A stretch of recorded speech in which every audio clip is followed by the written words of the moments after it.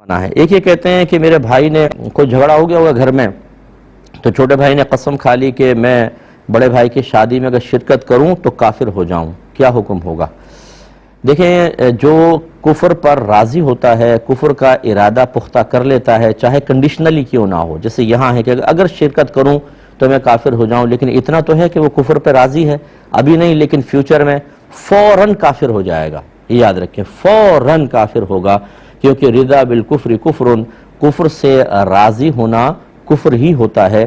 اس لیے انہیں فوراً اپنے بھائی سے کہیں کہ یہ ڈیڑھ ہوشیاریاں نہ کریں۔ میں آپ کو بار بار سمجھاتا ہوں، خدا را مذہب کے لیے اپنے دروازے کھولیں، آپ مذہب سیکھیں۔ اگر نہیں سیکھیں گے کچھ پتہ نہیں چلے گا کب آپ کا ایمان چلا گیا۔ نبی کریم صلی اللہ علیہ وسلم نے ارشاد فرمایا، ایک زمانہ ایسا آئے گا کہ انسان صبح ایمان کی حالت میں کرے گا لیکن شام کو کافر ہو جائے گا، اور شام ایمان کی حالت میں کرے گا اور صبح کافر ہو جائے گا۔ ایک روایت میں ارشاد فرمایا، بعض اوقات انسان کو احساس بھی نہیں ہوتا لیکن اس کے زبان سے ایک کلمہ نکلتا ہے اور وہی اسے جہنم میں لے جانے کا سبب بن جاتا ہے۔